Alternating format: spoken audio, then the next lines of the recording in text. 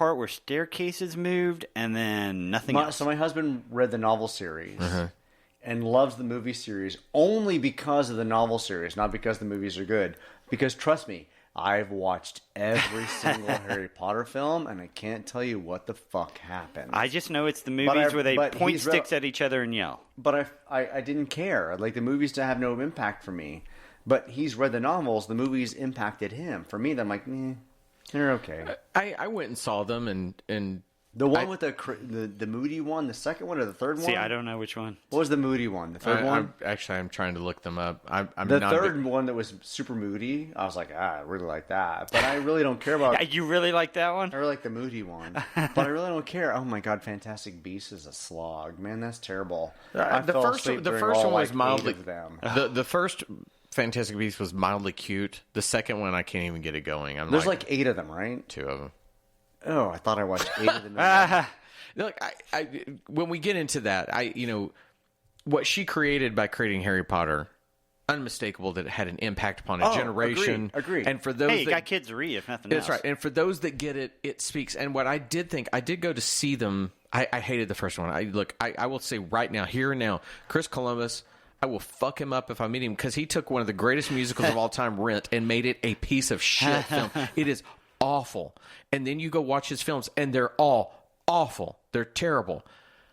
Once he's removed from the equation, just becomes a producer, you start getting some directors who are pretty good. And I do think, Abby's never watched him, but I did say to her, I was like, look, for teen, I can understand where the teens, what spoke to them was that feeling of isolation and not having place. Like you, I watched a lot of them. I'm like, I really don't know what's going on, but I like the people in it. You know? It was kind of cool, but I didn't care. And okay, sorry. So, back to the movie. Back to the movie. Movie we're actually talking about. So, we are 33 seconds in, and suddenly we get a cage of orangutans. Yeah. And we have a guard. We have 2 guards that walk in that are wearing, like, jumpsuits and police hats. And holy fuck, if this security guard does not have his uniform, like, tucked into his perfectly laced boots. Like, seriously. I thought too, and those are, like, shockingly white. And then like girls going stepping. Like, I don't know what's those happening. laces. Like that. Those are some boots. Well, and then they're, like, tucked in. The hat, then with the slightly open jumpsuit and the black turtleneck-ish type thing underneath it, I really thought, what the fuck are you doing? He's going to the church. Is it a costume party? Well, I don't know. Yeah, exactly. It was very like ridiculous. But on top of that, can we talk about the new nightmare that is the full naked orangutan body costumes? So we have our first apes in all ape Chewbacca. And they're trying to ape it up. They're hanging on bars and jumping around.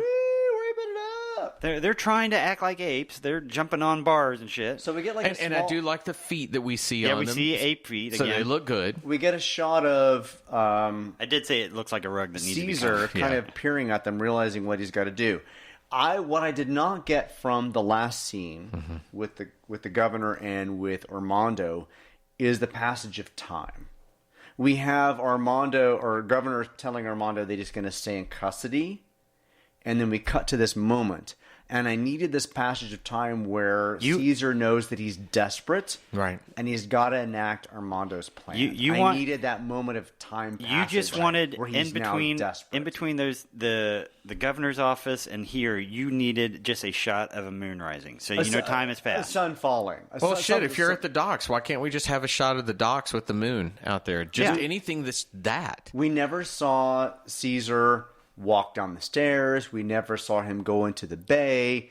We never saw him realizing the we sun saw Cornelius and Zira make their whole trek to get to their boat, but this one we're just right there. We needed the police coming in, and Caesar's got to figure out what to do. We just kind of cut to the fact that Caesar's enacting whatever Armando needed him to do. Right.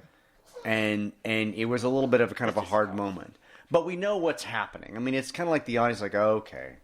He's having to go forward with this. So we've got these three apes in a cage, and they're a unique color. They're not gorillas. They're not chimpanzees. I think they're orangutans. They're not orangutans? I thought they are orangutans. Yeah. Well, they're not quite as orange as normal. I think it's because it's night and you're used to seeing them wearing clothes, so it looks wrong to you. The clothes is yellow. Yeah, So, they do look a little more blondish, but I think they're meant to be orangutans. And to that point, this is where I came in with the comical nature, if I may interject while you look at that, Richard. What was comical to me is, besides the dude in the flamboyant costume who's doing all the work, why in these films do they not think about, oh, you're in a shitty costume?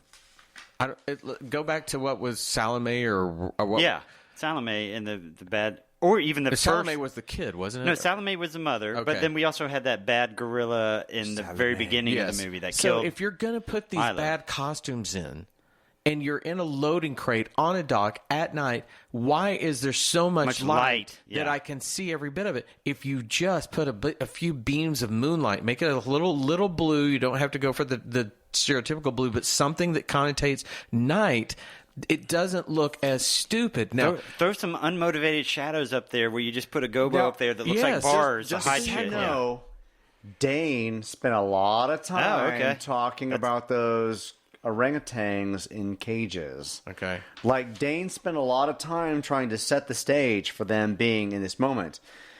Gorillas and orangutans registering fear. Their mouths move constantly, quivering, salivating. Their eyes frightened, dart this way and that, their faces in their abject terror. Grimace comfort in the obscene scenes.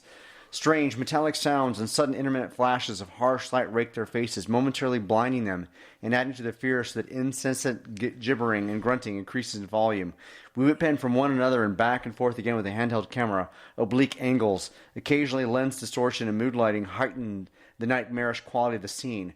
Zooming out still further, we find that the half-crazed animals are behind bars, cramped in what appears to be, space-wise, a totally inadequate wooden crate or cage, and an exceedingly unstable cage at that. It wobbles and tilts alarmingly so that its occupants, losing their balance, stumble and bump against one another, slip and fall, and in their pathetic efforts to retain their balance, their arms flail wildly and dangerously so that, without unintended balance, they hit one another with numerous viscerous punches. This results in several ugly brawls of short duration and horrible bloodshed, but is not far away.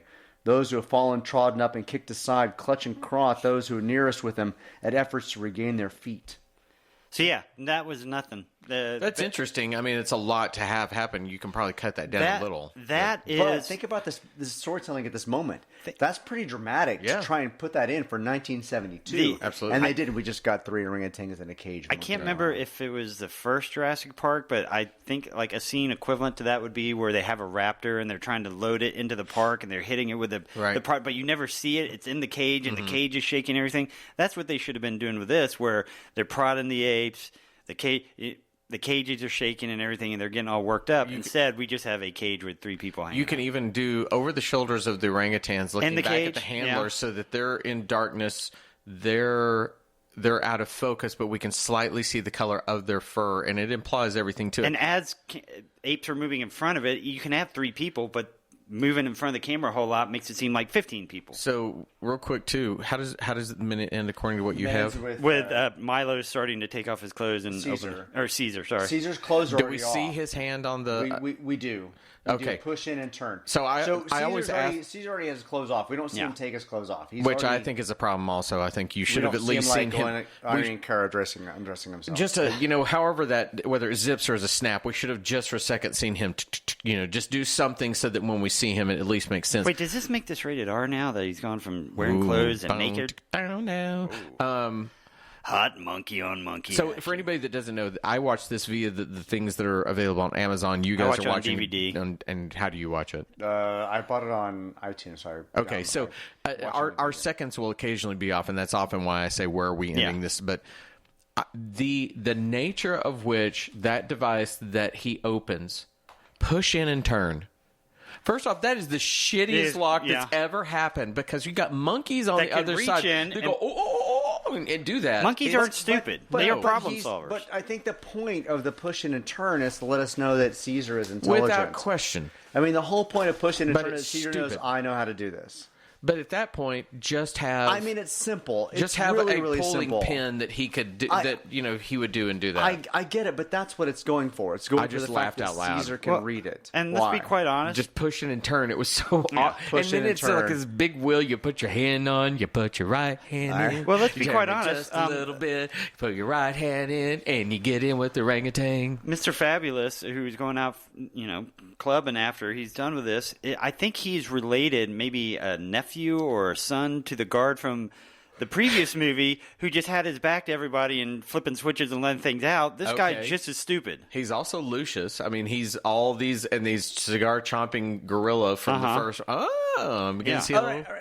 So, all right, let's bring it back. So what happened? What happened to this moment? Screw you! I don't want to bring it back. What happened to this moment? Armando is now being contained. Caesar's on the run. Caesar's decided he has to enact the plan. He's going underground. Into a cage with on other the gorillas run. without See, his I'm clothes turning on. this into a musical whether you like it or not. I I'm just cannot gonna wait sing. to get to the new movies. I know. I know. Just because this is kind of reminiscent. I'm telling you, those movies are just smart. Now, there are one or two where I kind of always go, that's a little heavy, but they will make references to these classic films that are pretty fucking smart. All right, cool. Well, I will reference it and tear it down. It'll be fine. And just to be fair, going back, I think the Harry Potter film you were talking about, it has to be Prisoner of Azkaban. Okay.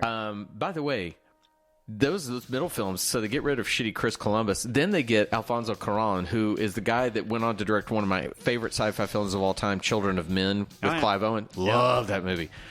Gravity, and then Roma. I mean, very decorated director who made a Harry Potter film. We all heard that. Thank JJ so much. All right, yeah. Oh, thank God that's JJ. We went somebody else. Creepy. Anyway, that's just to wrap up that conversation. Anybody got anything else? No, that's it for me. Tomorrow's in between. In between. 5 weeks. So And I think we're gonna we got time. All right. We're gonna talk about running a comic book store and see where that takes us once we start it off. All right. Everyone have a great day. Bye. Bye, everybody. The minute of the apes. The minute